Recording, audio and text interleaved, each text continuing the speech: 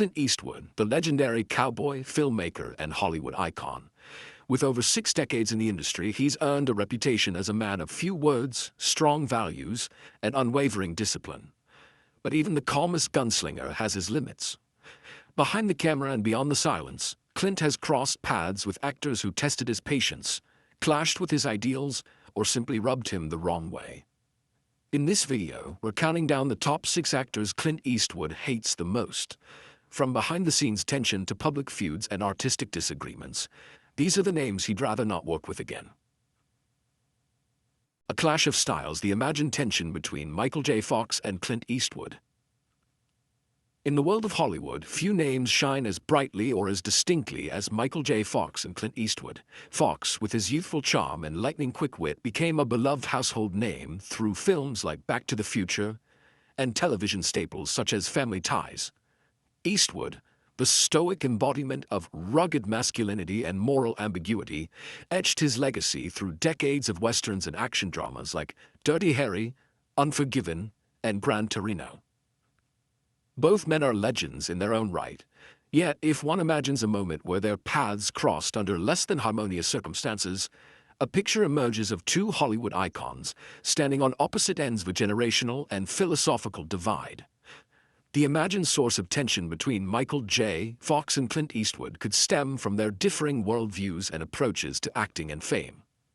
Fox, a Canadian actor who brought humor, vulnerability, and energy to every role, became a symbol of optimism, especially after his public battle with Parkinson's disease.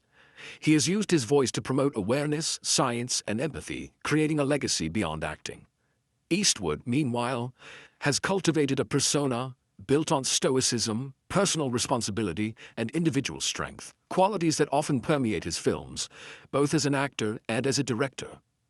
In a hypothetical scenario, tension may have sparked during the production of Back to the Future Part 3, the Western-themed finale of the iconic trilogy, released in 1990. While Eastwood was not directly involved in the film, he was frequently referenced and honored by Fox's character, Marty McFly, who adopts Clint Eastwood as a fake name when transported back to 1885. Fox later revealed in interviews that the real Eastwood was flattered by the homage. But in a dramatized version of events, one could imagine Eastwood disapproving of the way his image was used for comedic effect. For a man who carefully shaped his legacy as the face of classic Western masculinity, seeing his name played for laughs, even lovingly, might have stirred irritation. Suppose Fox, during an award show or an interview, made a light-hearted remark about the exaggerated stoicism of Eastwood's characters, suggesting that the archetype was out of touch with modern storytelling. The quote might have circulated widely, prompting a stern and terse response from Eastwood, never one to shy away from his convictions. In such a scenario, the media could seize on the perceived clash, highlighting it as a battle between the new generation of emotionally intelligent performers and the old guard of gritty, silent strength. Philosophically, too, Fox and Eastwood represent contrasting values in the Hollywood spectrum. Fox is progressive, vocal about science, healthcare, and community action. Eastwood has made headlines for his libertarian beliefs and occasionally controversial statements, advocating for minimal government interference and traditional ideals. These ideological differences, if they were ever to intersect in a shared creative space, could lead to moments of intense debate, if not outright conflict. One might imagine them both at a Hollywood roundtable or film festival panel, offering their perspectives on what it means to be a man in the modern age. Fox, advocating for vulnerability and compassion, might argue that masculinity today must include emotional depth and openness. Eastwood, in contrast, might argue for resilience and stoic strength. Neither would be wrong, but the heat of differing visions could easily spark tension in a room already buzzing with egos and legacy. A clash of perspectives, the conflict between Spike Lee and Clint Eastwood. In the realm of cinema, artistic vision often collides with social commentary, particularly when 2 influential filmmakers carry vastly different perspectives on history, race, and representation. Such was the case in the mid-2000s, when acclaimed director Spike Lee publicly criticized legendary actor-director Clint Eastwood for his depiction of World War II in two of his films. The disagreement sparked a brief but intense public exchange, revealing the broader tension between historical storytelling and cultural responsibility in Hollywood. The controversy began in 2008 when Spike Lee, speaking at the Cannes Film Festival, took issue with Eastwood's films Flags of Our Fathers and Letters from Iwo Jima. Both movies, released in 2006, explored the brutal Battle of Iwo Jima from the American and Japanese perspectives, respectively. However, Lee pointed out that Flags of Our Fathers, which focused on the iconic flag raising on Mount Suribachi, failed to include any African-American soldiers, despite the fact that black troops served in the Pacific Theater. Lee's comments reflected his broader concern about the erasure of African-American contributions from mainstream historical narratives. In his view, Eastwood's omission contributed to a long-standing pattern in Hollywood, where people of color are either sidelined or entirely absent from stories in which they played meaningful roles. Lee, known for centering black voices and experiences in his own films, such as Malcolm X, Do the Right Thing, and 25th Hour, has long advocated for more inclusive and accurate portrayals of history. Eastwood, never one to shy away from defending his artistic choices, responded with characteristic bluntness. In an interview with The Guardian, he dismissed Lee's criticism, stating, "A guy like him should shut his face." Eastwood argued that Flags of Our Fathers was focused specifically on the men who raised the flag in the famous photograph, and that none of those 6 soldiers were African American. He added that the story wasn't about the entire war effort, but rather a specific, narrow event. In short, Eastwood defended his decision on the grounds of narrative focus and historical accuracy within the scope he had chosen. Lee, never known for backing down from a public debate, fired back, saying, "First of all, he's not my father, and we're not on a plantation. He's a great director, but he needs to stop being a grumpy old man." The sharpness of Lee's rebuttal underscored his frustration not only with Eastwood's comments, but with a broader resistance in the film industry to acknowledging systemic underrepresentation. For Lee, the issue was not simply about Flags of Our Fathers. It was emblematic of a Hollywood establishment that often chose to center stories around white protagonists, even in moments where a more inclusive lens was possible. While the disagreement between Lee and Eastwood never escalated beyond a media back and forth, it highlighted an important debate in filmmaking. To what extent do directors have a responsibility to tell inclusive stories, even when focusing on specific historical incidents? Eastwood's defense rested on narrative specificity, while Lee's critique emphasized the social and cultural weight of omission. Neither position was entirely unreasonable, and both reflected deeper truths about the intersection of art, identity, and power in Hollywood. In the years since the exchange, both directors have continued to pursue their visions. Spike Lee directed BlacKkKlansman, which won him his first competitive Oscar in 2019, and Eastwood has directed several more films, including American Sniper and Richard Jewell. Though their conflict was brief, it served as a microcosm of a broader conversation, one that is still unfolding, about whose stories get told and who gets to tell them. Clashing styles. The reported tension between Leonardo DiCaprio and Clint Eastwood. Leonardo DiCaprio and Clint Eastwood, two titans of Hollywood from different generations, came together in 2011 to create J. Edgar, a biographical film about the controversial and powerful FBI director J. Edgar Hoover. On the surface, this collaboration between one of the most respected directors in American cinema and one of the most versatile actors of his generation promised great artistic results. However, as the film developed, reports began to circulate that not all was harmonious behind the scenes. The alleged tension between DiCaprio and Eastwood revealed more than just creative differences. It reflected a clash of working styles, philosophies, and generational outlooks in Hollywood. Clint Eastwood is known for his famously minimalistic and fast-paced directing approach. Having worked in the industry for decades, he often shoots scenes in as few takes as possible and discourages excessive rehearsal. His get-it-done attitude stems from years of experience, a deep trust in instinct, and a desire to maintain momentum on set. This efficient, no-nonsense style has worked remarkably well for Eastwood on many of his previous films, including Million Dollar Baby, Gran Torino, and Mystic River. Leonardo DiCaprio, on the other hand, is an actor deeply rooted in preparation, emotional complexity, and detail. He approaches his roles with intensity, often immersing himself in character research and pushing for nuance in every scene. DiCaprio is known for demanding multiple takes to fully explore emotional depth and ensure the truth of the moment. This method has earned him critical acclaim in films like The Revenant, The Aviator, and The Wolf of Wall Street. On the set of J. Edgar, these two contrasting approaches reportedly came into conflict.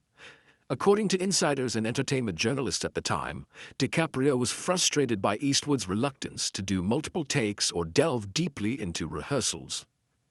Eastwood, in turn, may have found DiCaprio's desire for repetition and discussion to be unnecessary or even disruptive to the film's flow. While neither party publicly confirmed the falling out, there was an unspoken tension that industry watchers picked up on. Adding to the creative strain was the difficult subject matter of the film.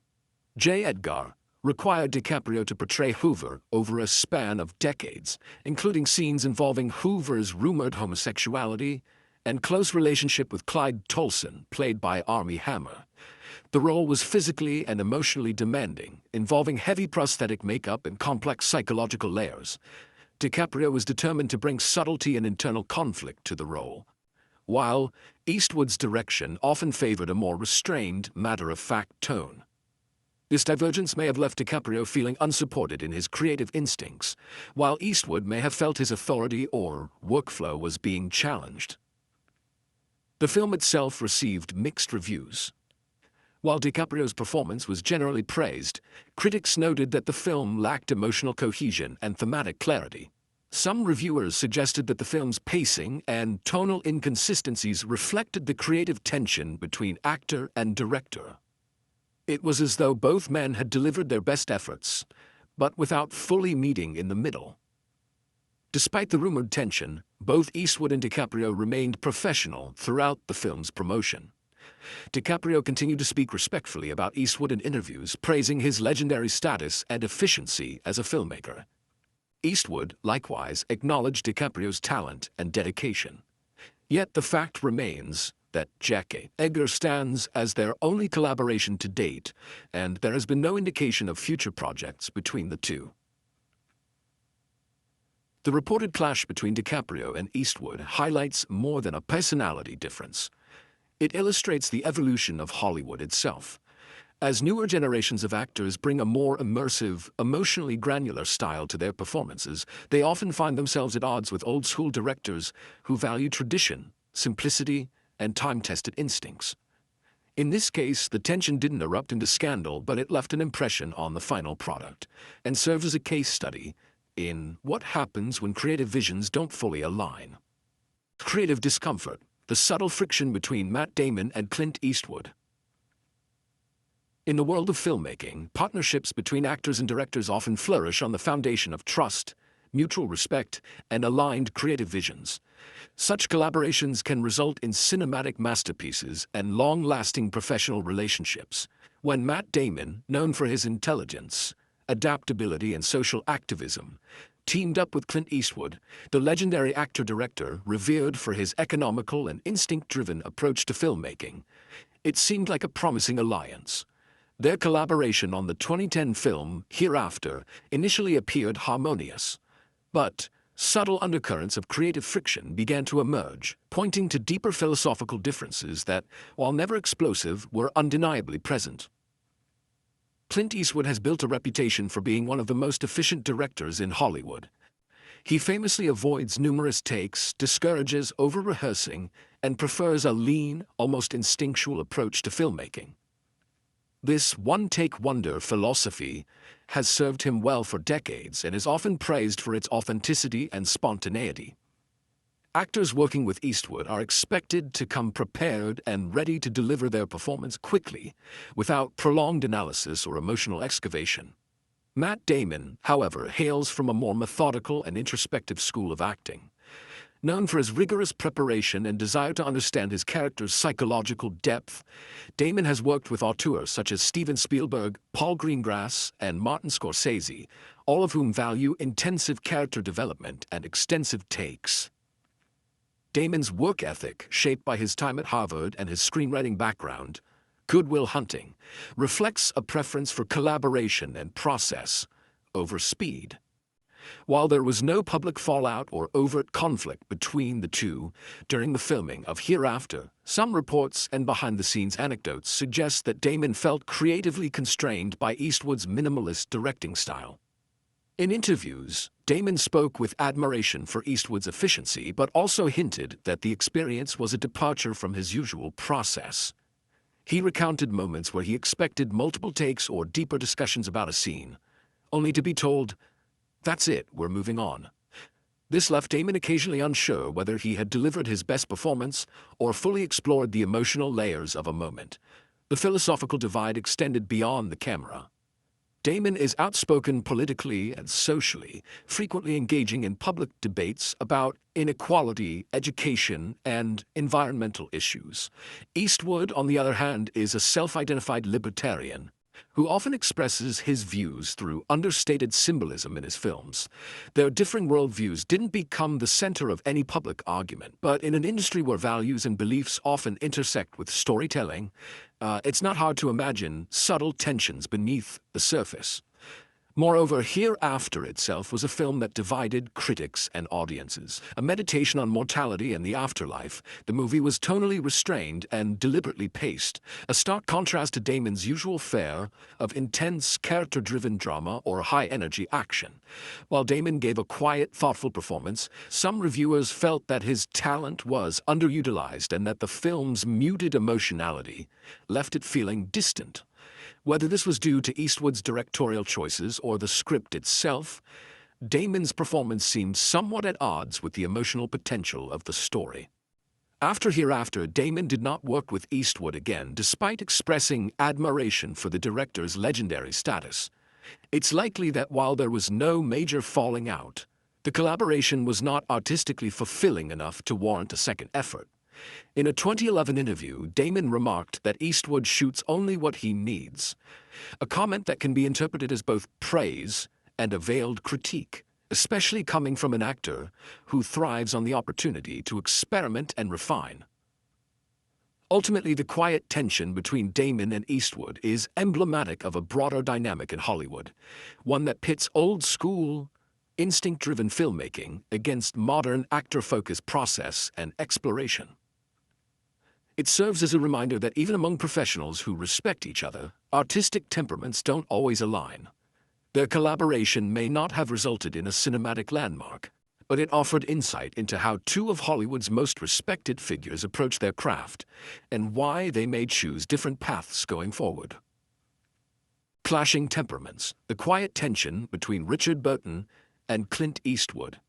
The 1968 action-packed war thriller, Where Eagles Dare, brought together two cinematic giants, Richard Burton and Clint Eastwood, at vastly different points in their careers. Burton, the Shakespearean-trained British actor known for his thunderous voice and commanding presence, was already an established global superstar and regarded as one of the finest actors of his generation. Eastwood, on the other hand, was still rising in prominence, gaining international fame after his success in Sergio Leone's spaghetti westerns. While their pairing on screen was compelling, behind the scenes, the two men reportedly shared little personal rapport, and subtle tensions simmered beneath the professional facade. One of the central sources of frictions stemmed from their starkly contrasting personalities and acting philosophies. Burton was deeply rooted in the classical tradition, with years of stage experience and a fondness for theatrical delivery and intellectual discussions about character and script. He was known for his dramatic intensity, but also for his volatile behavior, often exacerbated by his heavy drinking. Eastwood, by contrast, was a man of few words, stoic, reserved, and famously no-nonsense in both life and art. He had little interest in theatricality or grandstanding, preferring an understated, economical approach to acting and filmmaking. According to several production insiders, Burton's drinking during the shoot became a growing concern. Filmed largely in Austria, where Eagles Dare had a grueling schedule and demanding action sequences. Burton, who had a long-standing battle with alcohol, would reportedly show up late to set or require multiple takes when he was less than sober. This behavior reportedly frustrated Eastwood, who was famously punctual and professional. Eastwood later hinted in interviews that he found Burton's antics tiring and believed that some of his difficulties were self-inflicted. Moreover, Eastwood reportedly felt sidelined in the film's initial stages. Despite being billed as a co-lead, the original script heavily favored Burton's character. Eastwood is said to have requested script revisions to give his character, Lieutenant Schaffer, more agency and fewer passive, supporting lines. Eventually, Alistair MacLean, the film's screenwriter, made adjustments that gave Eastwood more physical action and terse dialogue, which better suited his screen persona. Some accounts suggest that Burton did not appreciate the shift in balance, feeling that the young American upstart was encroaching on what had initially been a vehicle centered on him. Despite these tensions, both men maintained a professional working relationship. On screen, their chemistry worked. Eastwood's quiet intensity played well against Burton's more expressive delivery. The film became a major commercial success and remains one of the most beloved war films of the era.